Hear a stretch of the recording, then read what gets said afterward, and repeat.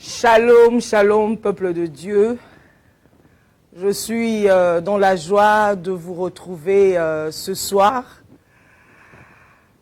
Paix et grâce chez vous.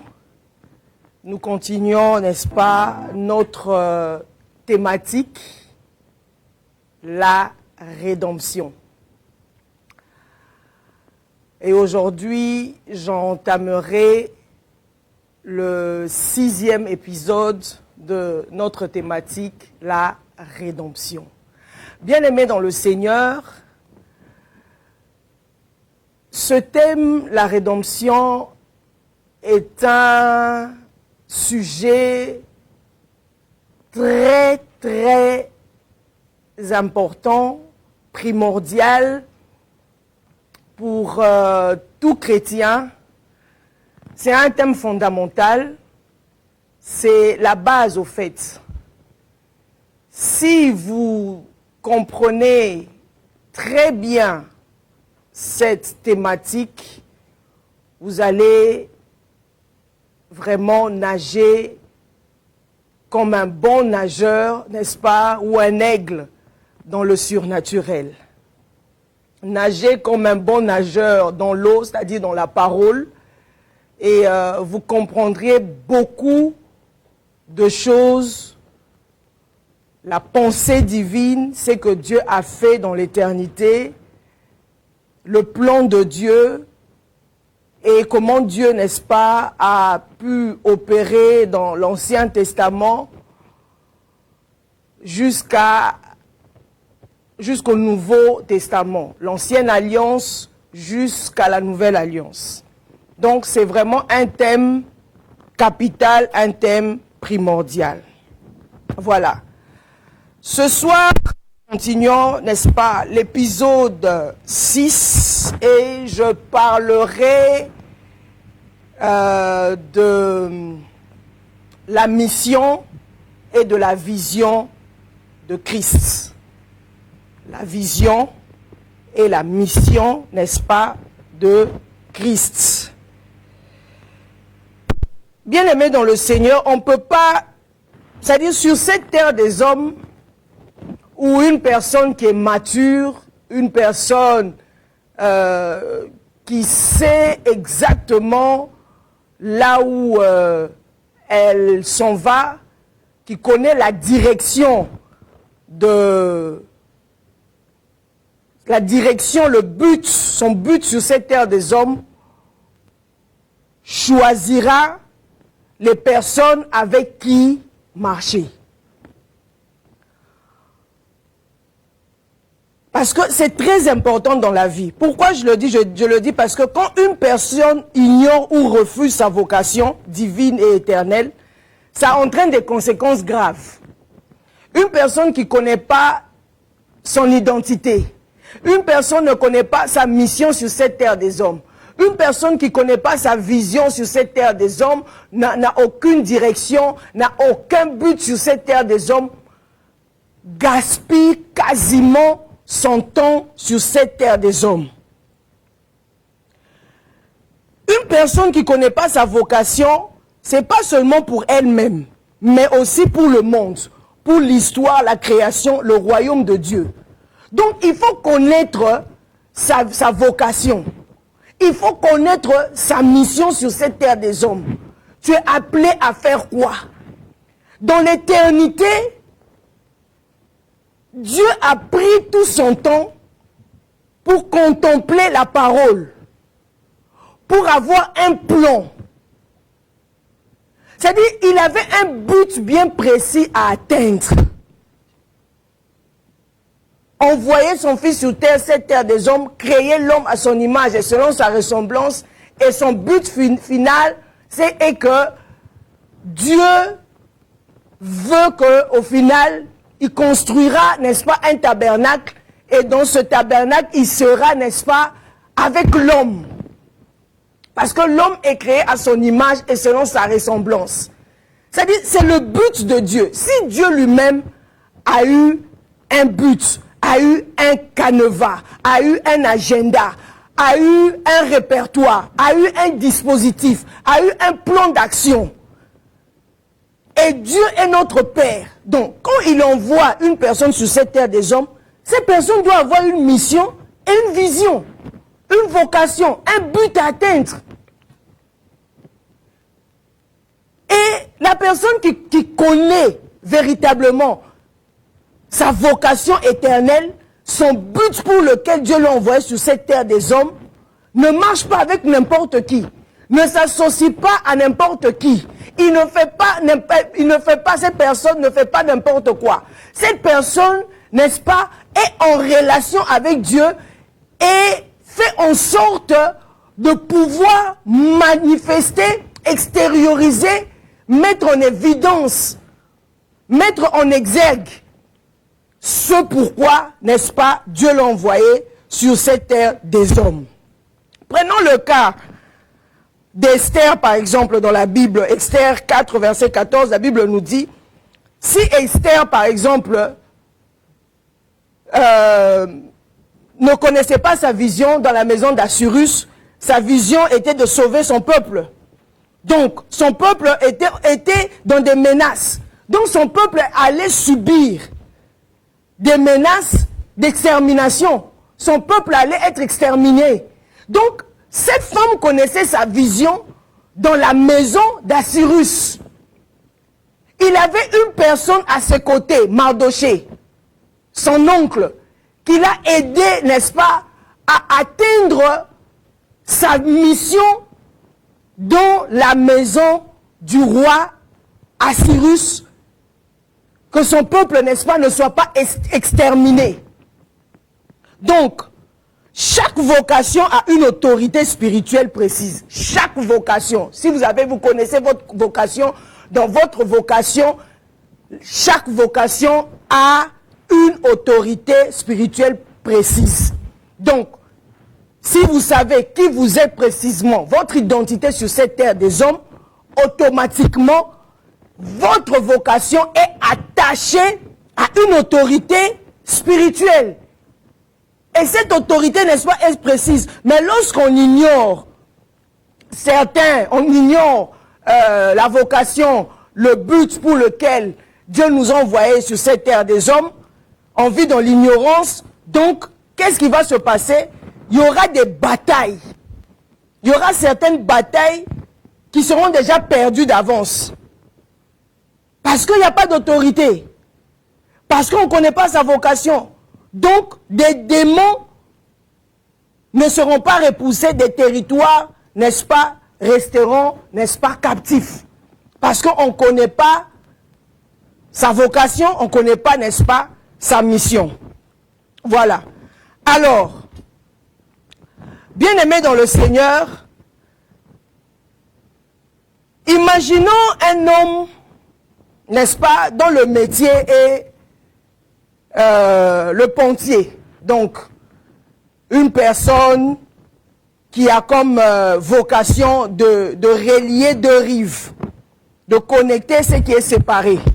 Une personne qui est née, n'est-ce pas, son métier, c'est de relier deux rives, de construire les ponts. Donc, une personne qui construit les ponts, on les appelle les pontiers. Et cette personne qui a comme vocation, qui a comme but sur cette terre des hommes, de construire les ponts. Et un jour, un fleuve inonde tous les gens, et puis tous les gens, n'est-ce pas, sont bloqués, isolés, et puis il se met au travail. Il se met au travail à construire un pont solide qui traverse lui-même, n'est-ce pas, et puis lui-même il traverse, et puis il guide ses gens. Donc, sa vocation, n'est-ce pas, en tant que pontier, c'est de lier deux rives, de connecter ce qui est séparé.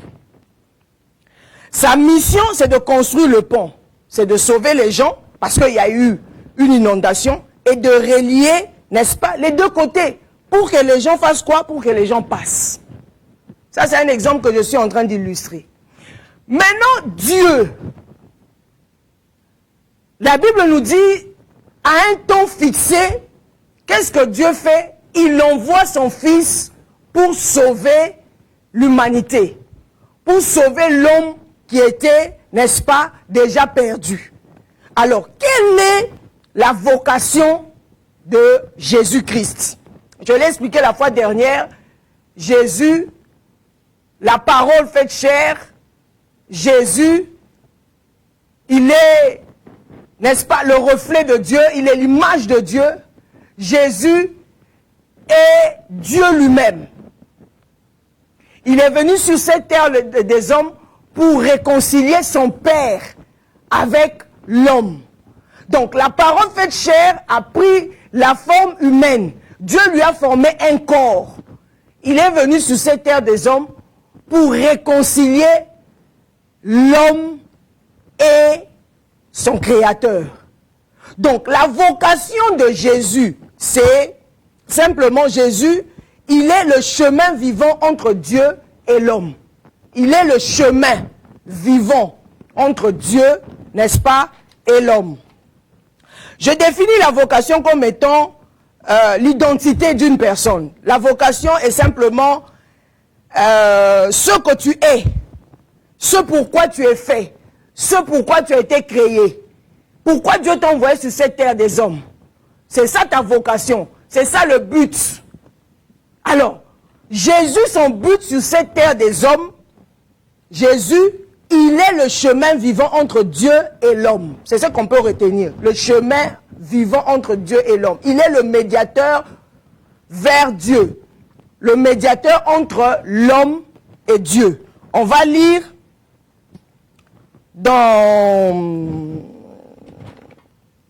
Hébreux 10, 19 à 20. Hébreux 10, 19 à 20 nous dit ceci. Hébreux 10, 19 à 20. Ainsi donc, frères, nous avons au moyen du sang de Jésus une libre entrée dans le sanctuaire par la route nouvelle et vivante qu'il a inaugurée pour nous au travers du voile, c'est-à-dire de sa chair. Voilà. Et nous avons un souverain sacrificateur établi sur la maison de Dieu. Vous voyez, la Bible nous dit ici que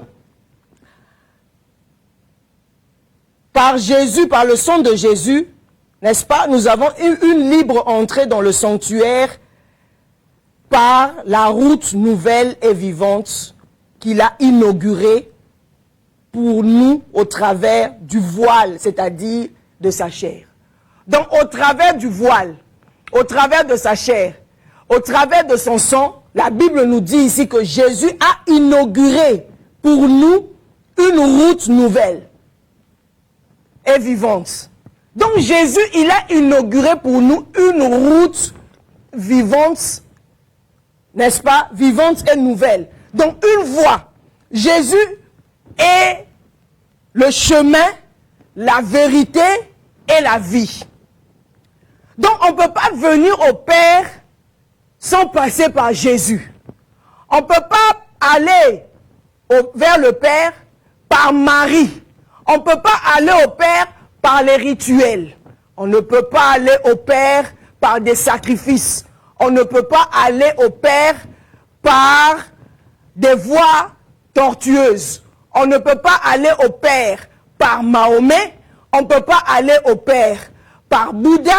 Mais la seule voie qui peut nous mener, nous emmener vers le Père, c'est Jésus qui est, n'est-ce pas, le chemin vivant.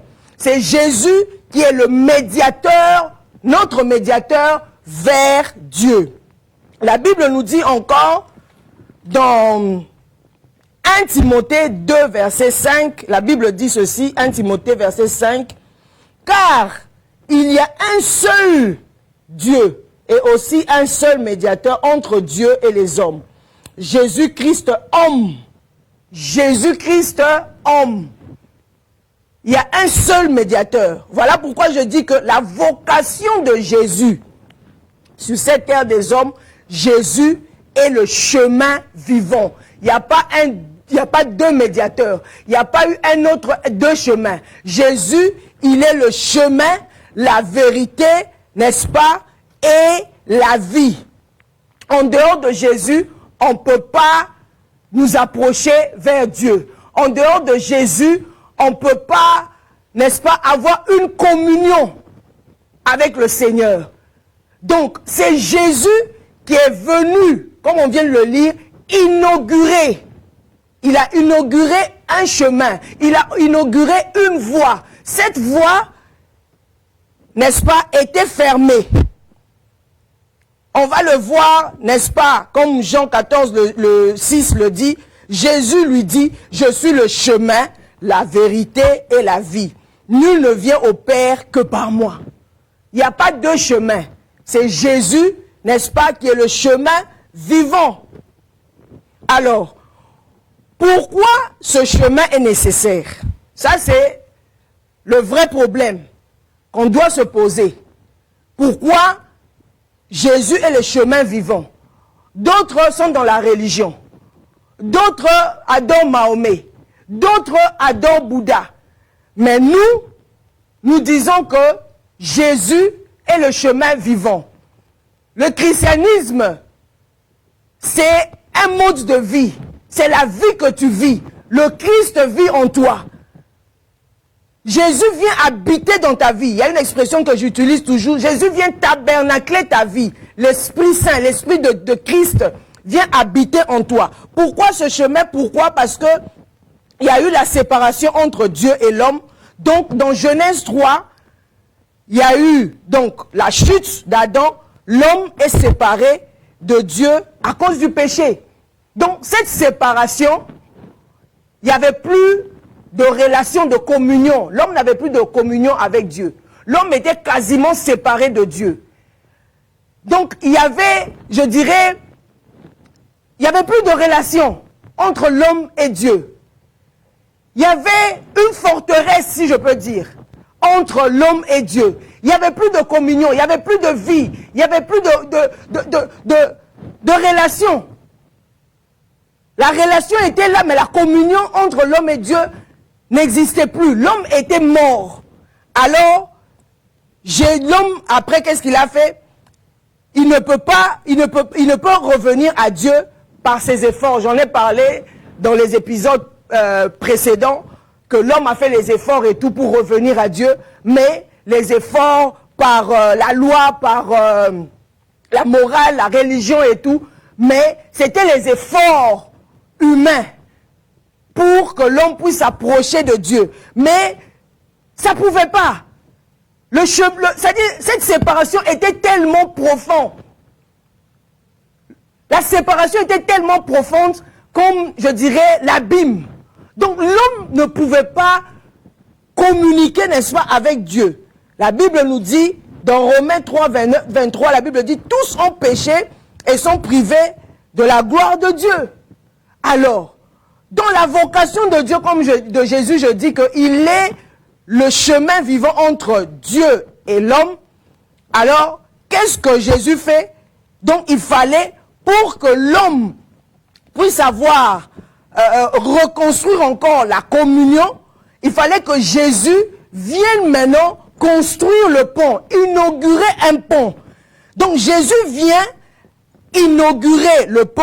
Il a construit le pont par son sang. Il a pris la forme humaine. Le voile qui était son corps, son sang a coulé. Et il fallait un message et un chemin pour, n'est-ce pas, restaurer l'humanité perdue. La restauration entre l'humanité perdue et Dieu. Donc, il y a eu un pont. Par le sang de Jésus. Jésus est allé à la croix. Il est mort pour nous à la croix. Et il y a eu inauguration, n'est-ce pas, de cette voie. Mais avant ça, Jésus avait un message clé. Le message, n'est-ce pas, du royaume.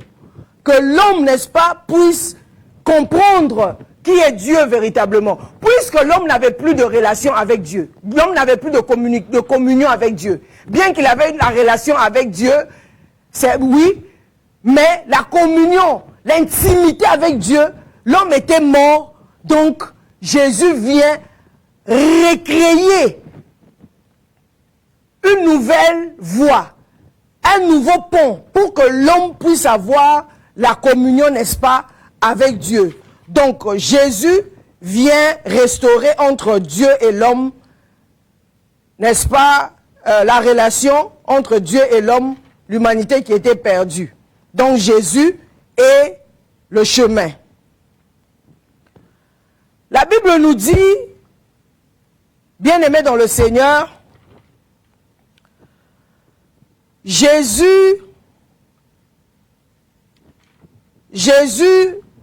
n'est-ce pas, en tant que chemin vivant, Jésus dit lui-même, nul ne vient au Père que par moi. Donc ça veut dire que c'était une exclusivité claire. Personne ne peut venir au Père que par Jésus. Il n'y a pas d'autre voie. Donc il faut passer par Jésus. Sans Jésus, il n'y a pas d'issue, il n'y a pas de communion. Parce que c'est lui seul qui est venu, n'est-ce pas, réconcilier l'homme avec Dieu. Donc Jésus affirme qu'il n'est pas une option parmi d'autres. Il est l'unique accès au Dieu vivant. Il y a eu la loi de Moïse. Il y a eu la philosophie. Il y a eu des bonnes choses, des bonnes œuvres. Tout cela n'a pas suffi pour que l'homme puisse avoir vraiment la communion avec Dieu. Voilà pourquoi la Bible dit dans Acte 4, verset 12, « Il n'y a de salut en aucun autre, car il n'y a sous le ciel aucun autre nom qui ait été donné parmi les hommes par lequel nous devions être sauvés. » Donc nous avons été sauvés par un seul nom, le nom de Jésus. Le seul chemin pour arriver au Père, c'est, n'est-ce pas, Jésus. Il n'y a pas d'autre chose, il n'y a pas une autre voie, il n'y a que Jésus. La mission de Jésus, pourquoi Jésus est venu sur cette terre des hommes, c'est quoi d'abord la mission? C'est-à-dire la mission, c'est que tu fais pour réaliser, chercher à réaliser, à matérialiser, à manifester ta vocation. Le plan d'action que tu mets pour que la vocation, ton but puisse se réaliser sur cette terre des hommes. C'est ce qu'on appelle, n'est-ce pas, la mission. Tu as un but à atteindre. Mais maintenant, les étapes que tu es en train de poursuivre, de mettre en évidence, c'est ce qu'on appelle, n'est-ce pas, la mission. Ce que tu fais pour réaliser ta vocation dans le monde. Ce que tu fais actuellement. Donc la vocation, c'est le but, c'est le point final. Non, non. Pour arriver jusque-là, qu'est-ce que tu fais pour atteindre le but? Quels sont les plans d'action que tu as mis pour atteindre, n'est-ce pas, cette vocation? C'est ça la mission. Donc la mission de Jésus, il est venu sur cette terre des hommes pour ouvrir le chemin par son sacrifice. Mourir, ressusciter et puis ouvrir le chemin vivant. Ça a été la mission de Jésus. Il a prêché le message du royaume, comme je l'ai dit. C'était la mission, prêcher le royaume, révéler le cœur du Père, parler de son Père, qui il est exactement, que son Père est un Dieu d'amour. Partout il passait, il chassait les démons. Partout il passait, n'est-ce pas, il faisait du bien.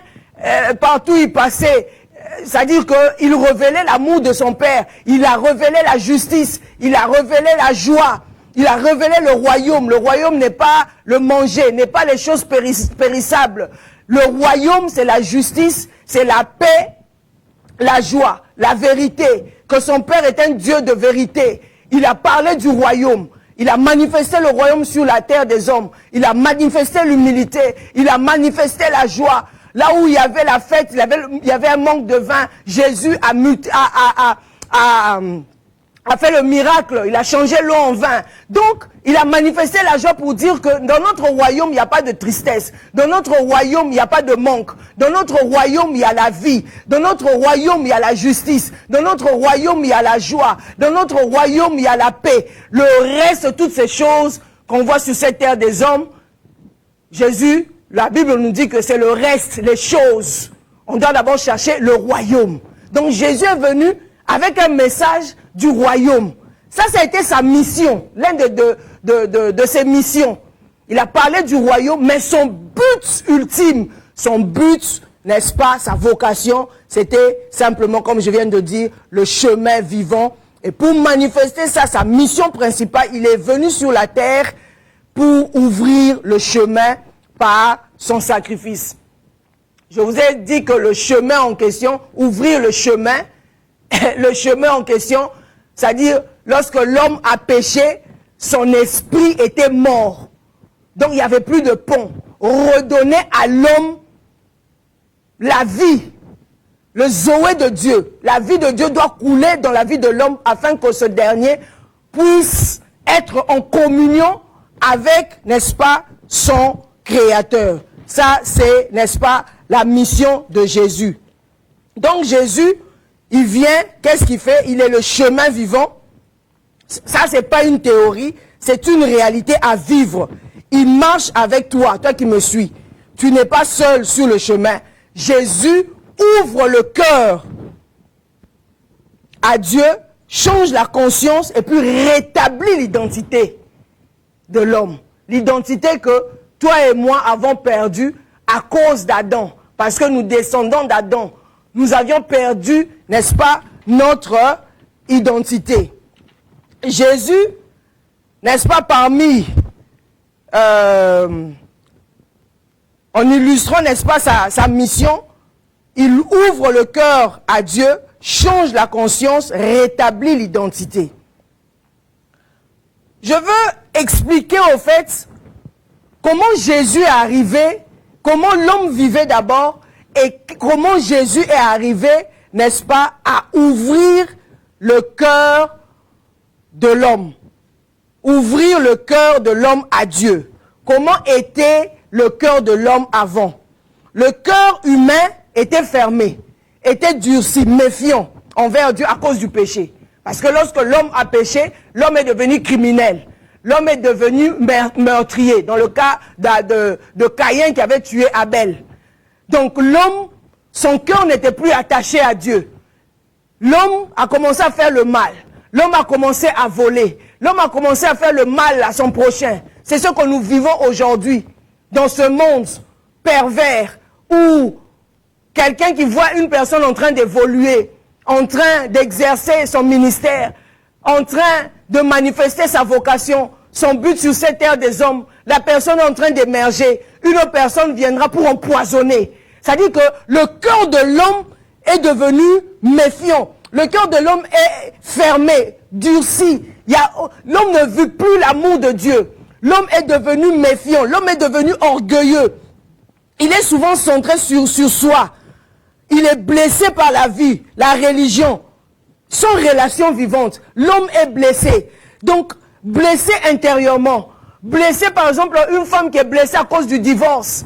Elle reste avec ses enfants seule. Cette femme est blessée.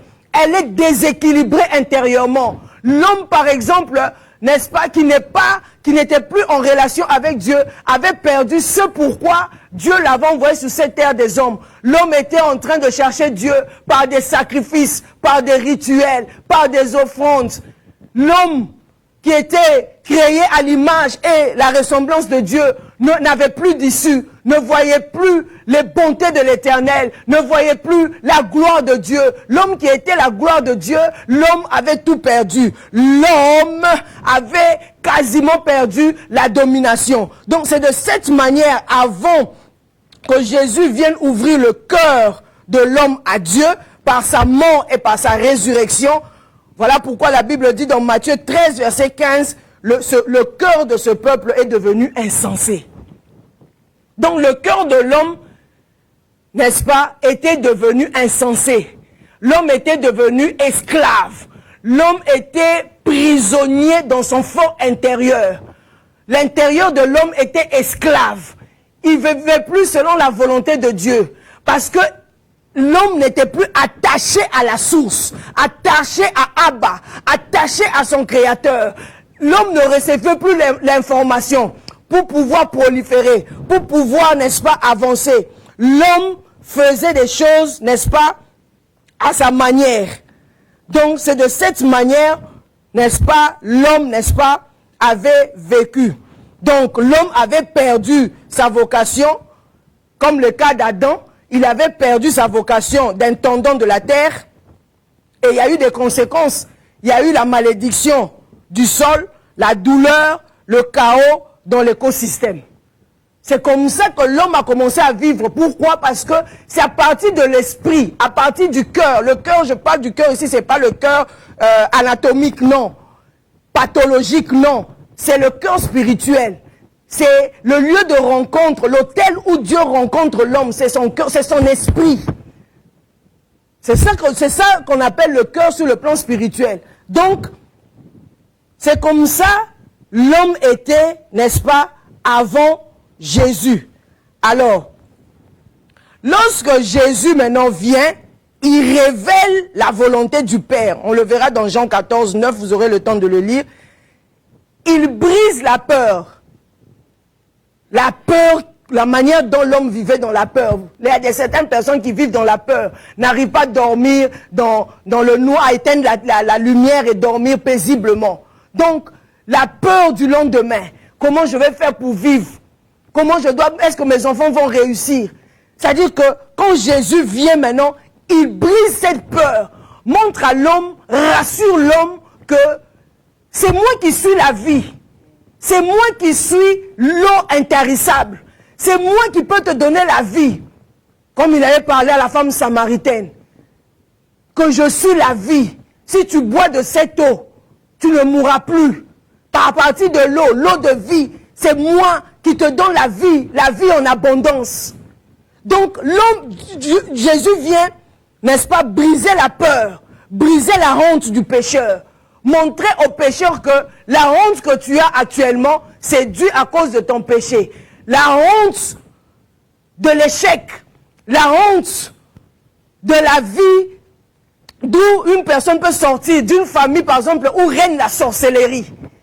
La personne a tellement honte de sa famille. Mais Jésus, lorsqu'il est venu, n'est-ce pas, il vient avec une mission pour rassurer cette personne. Même si tu sors d'une famille où règne la sorcellerie, moi je suis venu te donner la vie. Moi je suis venu te dire que c'est moi qui suis la vie, c'est moi qui suis le chemin, la vérité et la vie. Il n'y a que moi qui peux te donner la vie. Tu dois quitter cette famille, venir dans mon royaume.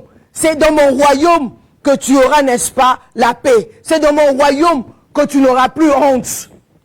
Imaginez-vous dans une famille où, par exemple, les femmes ne se marient pas. Vous allez dans une famille, une grande maison, où il y a 10 femmes qui font les enfants dans cette famille, dans la maison parentale, dans la maison familiale. C'est là ces filles vivent jusqu'à 50 ans, 60 ans. Elles font des enfants là. C'est-à-dire que ces femmes ont tellement honte de dire que, de se présenter, de dire carrément que, oui, je vis dans la famille familiale. Les hommes qui ne réussissent pas, les hommes qui n'émergent pas, ils ont des diplômes, ils ont des licences, ils ont des masters, doctorats en tel domaine. Mais les hommes qui n'émergent pas, arrivés à un certain âge, ces hommes, ils sont esclaves intérieurement. Ils n'ont pas de la vie. Ils sont morts spirituellement. Intérieurement, ils souffrent. Leur gloire a été arrachée par le diable. Ils n'ont plus la domination. Les hommes qui souffrent intérieurement. Mais Jésus dit, Jésus vient briser cette honte. Jésus vient briser la peur du lendemain. Jésus vient donner la vie. Jésus, il met en nous un cœur nouveau, capable d'aimer Dieu sincèrement. On le voit dans Ézéchiel 11, verset 9. Il dit, je leur donnerai un cœur nouveau. Je mettrai en eux mon esprit.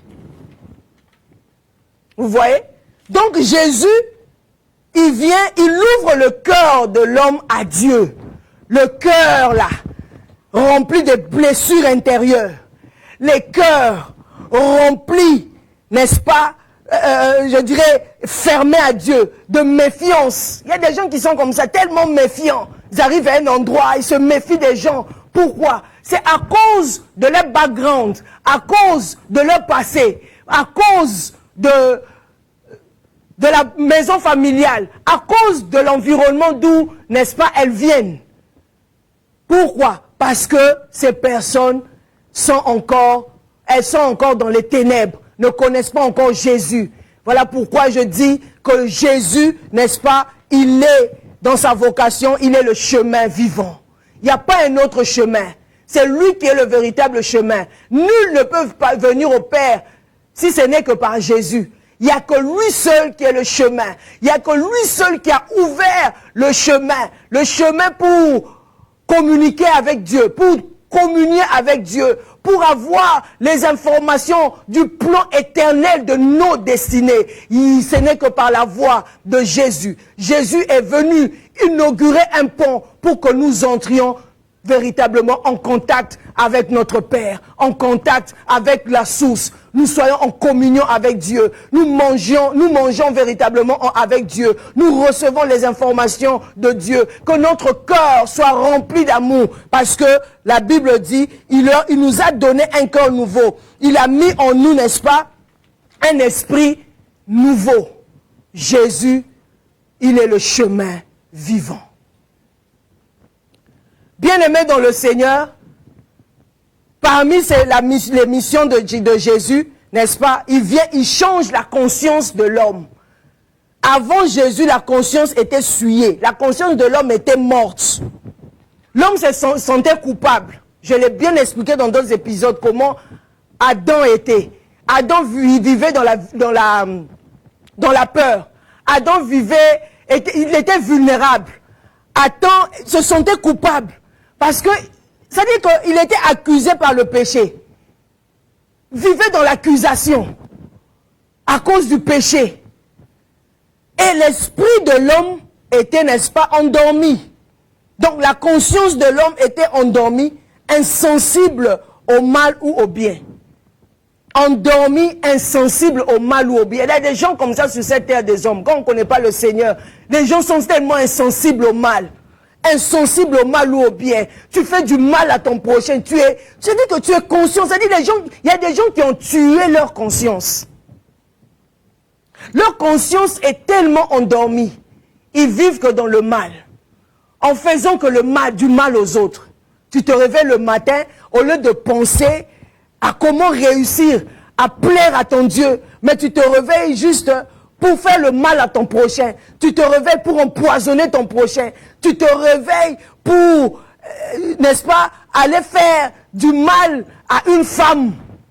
Tu vois une femme qui est en train d'être une femme épanouie. Ton but, c'est d'aller coucher avec cette femme.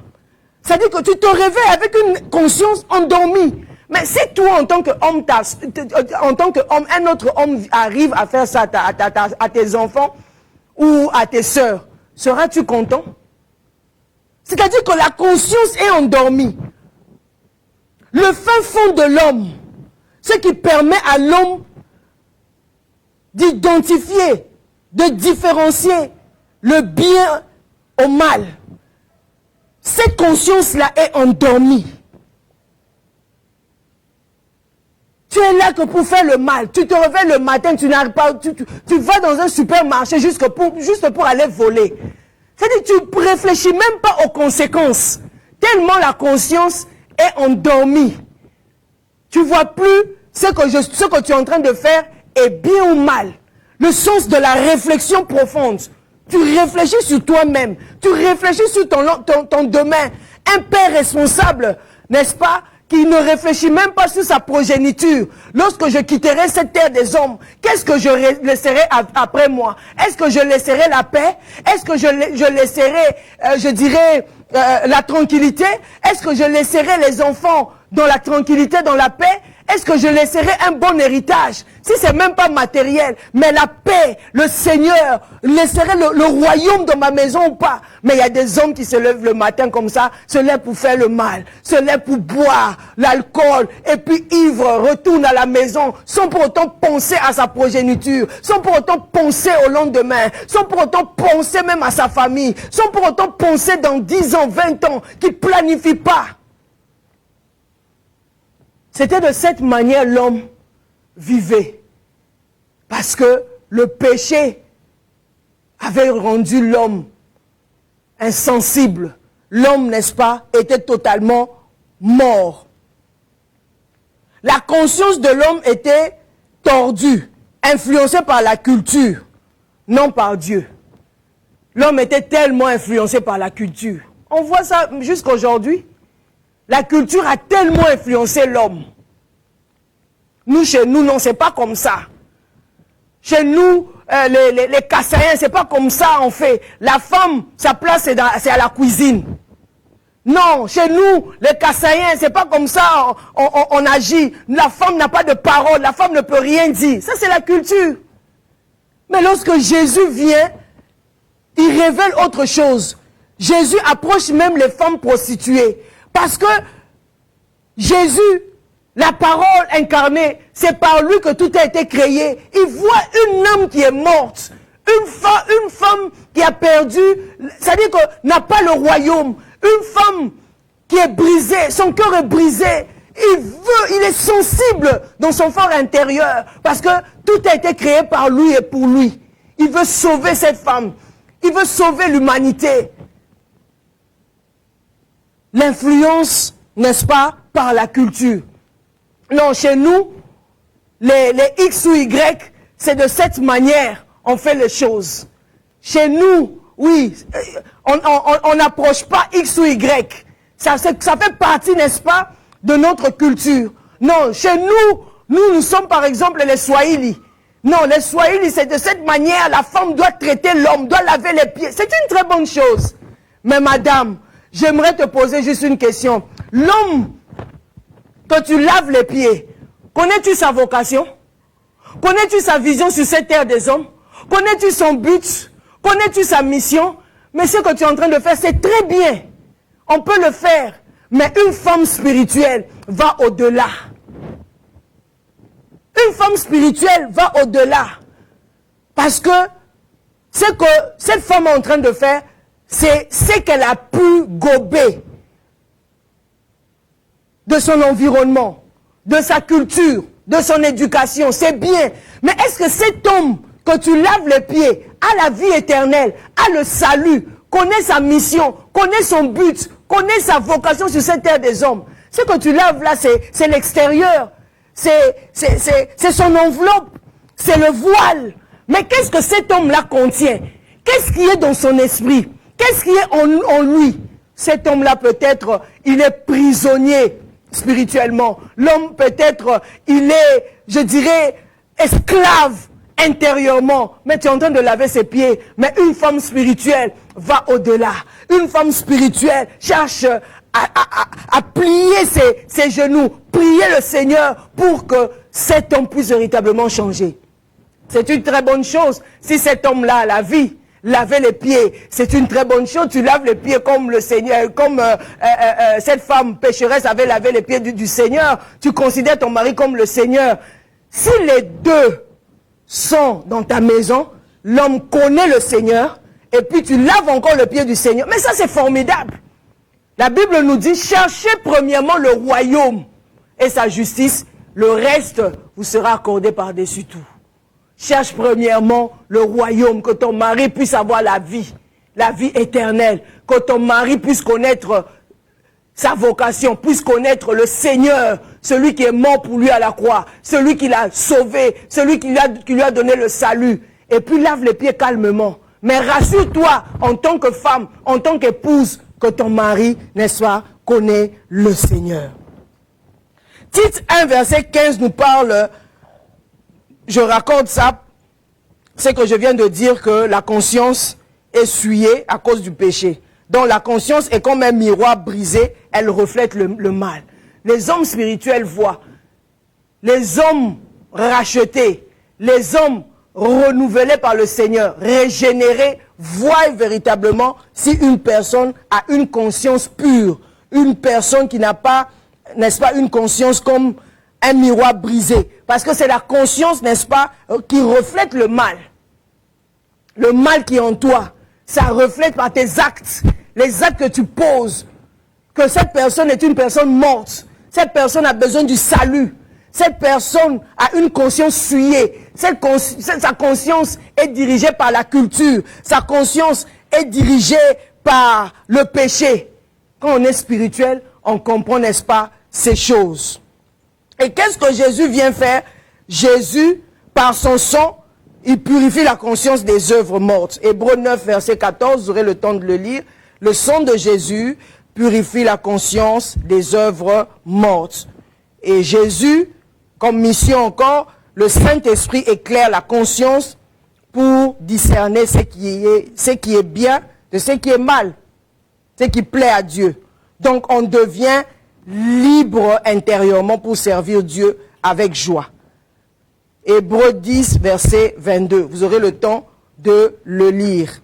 Donc on devient libre intérieurement. Jésus est venu nous affranchir, nous donner la liberté intérieure. Le dernier point, je vais m'arrêter là. Jésus, il rétablit l'identité. Avant Jésus-Christ, l'homme était perdu, comme je l'ai expliqué. Donc Adam avait chuté, l'homme avait perdu son identité. L'homme devient esclave du péché. Il est en quête de reconnaissance. Il est déconnecté de sa vie, de sa vraie vie d'origine divine. Il est déconnecté de Dieu à cause du péché. Ça, c'est avant Jésus. Donc, il est défini par ses blessures, son passé, sa culture, comme je viens de dire, ses échecs ou ses réussites. Il parle de ses passés, de son passé, pardon. Il parle de ses blessures. On le voit par sa culture. Une femme qui est tellement blessée, une femme mélancolique, un homme qui a subi tellement le rejet par ses parents, par exemple. Donc, vous allez le voir que la personne en question est définie par ses blessures parce que cette personne n'est pas régénérée. Cette personne n'est pas renouvelée par le Saint-Esprit. Éphésiens 2, 12 le dit, vous étiez sans Christ, étrangers aux alliances de la promesse, sans espérance et sans Dieu. Vous voyez, vous étiez sans Christ, étrangers aux alliances de la promesse. Donc, on n'avait aucune promesse, on était étrangers. On était sans le Christ. Mais lorsque le Christ vient, sa mission, qu'est-ce que Jésus fait? Nous devenons, n'est-ce pas, fils et filles de Dieu adoptés dans sa maison. Donc, avec Jésus, on devient fils et filles de Dieu. On a maintenant notre identité. On retourne à la source. On retourne chez notre papa. On retourne au royaume. Nous passons d'un royaume de ténèbres au royaume de son Fils bien-aimé. Nous retrouvons notre valeur, dignité, autorité et héritage. Notre identité est fondée non sur ce que nous faisons, mais sur ce que Christ a accompli. On va le voir dans Jean 1, 12. La Bible dit, à tous ceux qui l'ont reçu, il a donné le pouvoir de devenir, n'est-ce pas, enfants de Dieu. Donc avec le Christ, n'est-ce pas, nous récupérons, n'est-ce pas, notre identité, que nous sommes véritablement enfants de Dieu. 1 Corinthiens 5, 17 le dit, si quelqu'un est en Christ, il est une nouvelle créature. Les choses anciennes sont passées, voici toutes choses sont devenues nouvelles. Donc c'est pour dire quoi? C'est pour dire simplement que Jésus n'est pas seulement venu sur cette terre des hommes pour pardonner, mais pour transformer en profondeur l'homme. Parce que c'est lui qui est le chemin. C'est lui qui est le chemin vivant. C'est lui seul, en Jésus-Christ, n'est-ce pas, que par son sacrifice, il y a eu ouverture du chemin. C'est le sacrifice de Jésus, la mort et la résurrection de Christ, qu'il y a eu ouverture, n'est-ce pas, de ce chemin. Jésus, il ouvre à Dieu, donc en amenant la relation vivante entre notre papa, notre Dieu. Dieu est notre papa, Dieu est notre père. Il y a maintenant une ouverture entre lui et nous. Nous communiquons facilement, nous passons par Jésus à cause de son sang, à cause de son sacrifice. Jésus nous libère intérieurement. Il est venu pour renouveler notre conscience qui était morte. Et puis il nous connecte à la vraie identité. Nous sommes véritablement, n'est-ce pas, enfants de Dieu. Voilà. Bien-aimé dans le Seigneur, c'est que moi je te dirais, pour éviter des dégâts dans le monde spirituel, il faut connaître ta mission. Si Jésus, qui est venu sur cette terre des hommes, il est Dieu, il a pris la forme humaine pour mourir pour nous à la croix, il avait, n'est-ce pas, sa vocation qui était le chemin vivant, une mission qui était simplement ouvrir le chemin par le sacrifice, mourir, ressusciter, ouvrir le chemin vivant. Alors, ne sois pas un dégât sur cette terre des hommes. Ne sois pas un homme inutile sur cette terre des hommes. Ne sois pas une femme inutile sur cette terre des hommes. Sois une femme dynamique, une femme qui connaît sa mission sur cette terre des hommes, qui peut être, qui sera capable d'aider, si tu es marié, aider son mari à atteindre sa destinée prophétique, à pouvoir accomplir ta mission sur cette terre des hommes. Parce que la Bible dit, ceux qui meurent dans le Seigneur, ceux qui meurent en Christ, leurs œuvres les suivent. Donc, imaginez, vous ne connaissez pas votre mission, vous n'avez pas le Seigneur dans votre vie comme Seigneur et Sauveur, vous vous levez le matin pour aller travailler. Il y a d'autres qui ont 3 boulots, 4 boulots, 2 boulots. C'est une très bonne chose et je vous acclame. C'est très bien. Mais à la fin, au soir de votre vie, 2 boulots, 3 boulots, c'est bien. Mais ça, ce sont les choses humaines. Vous allez rester ça sur cette terre des hommes. Vous n'avez pas le Christ, le fondement de votre vie. Vous allez quitter cette terre des hommes. On dit, celui qui meurt en Christ, leurs biens les suivent. Tout ce que tu as fait sur cette terre des hommes, parce que tu connais ta vision, tu connais ta mission. Donc, ça montera avec toi. Mais tant que tu ne connais pas ta mission, tu ne connais pas ta vision, mon ami, comment sera, n'est-ce pas, le soir de ta vie? Il faut éviter des dégâts, il faut éviter les dégâts spirituels, il faut éviter les dégâts aussi dans le royaume, éviter les dégâts dans la création, parce que Dieu, la parole de Dieu dit qu'il cherche des fils, la création soupire, cherche des fils qui vont venir apporter la vie, restaurer la création, mais avec quelle mission, avec quelle vocation? Donc il faut connaître les deux. La mission, vous la connaîtrez pas à pas avec le Seigneur. Mais le plus important, le soubassement, le fondement, c'est la vocation, le but pour lequel Dieu t'a envoyé sur cette terre des hommes. De Gaulle, en néerlandais on dit de het doel. What is your doel? En anglais, what is your goal? Ton but, en français, quel est ton but?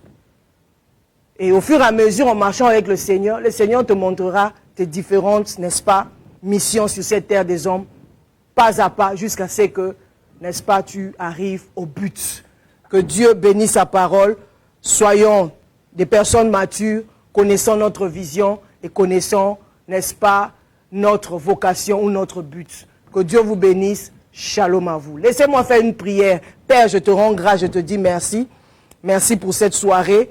Ma seule prière est que ceux qui ne connaissent pas leur vocation, ceux qui ne connaissent pas leur mission sur cette terre des hommes, que le Saint-Esprit puisse ouvrir les yeux de l'Esprit, leurs yeux de l'Esprit, afin qu'ils puissent connaître véritablement ce pourquoi tu les as envoyés sur cette terre des hommes, leur but sur cette terre des hommes, et les aider à les atteindre en dévoilant leur mission. Shalom à vous, que Dieu vous bénisse. Nous nous retrouvons la semaine prochaine. Bye bye, paix et grâce.